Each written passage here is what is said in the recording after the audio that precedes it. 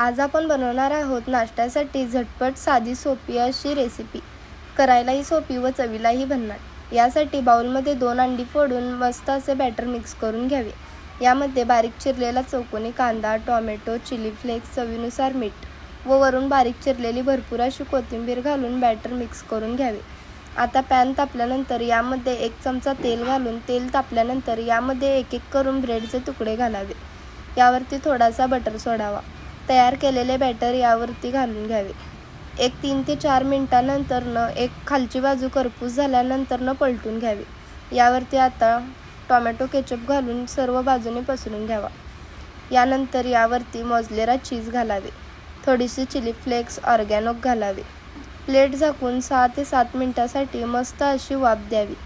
दोन्ही बाजूने मस्त खरपूस झाल्यानंतर प्लेटमध्ये काढून गरमागरम सॉससोबत सर्व करू शकता. या पद्धतीने एग्स ब्रेड पिझ्झा नक्की ट्राय करा.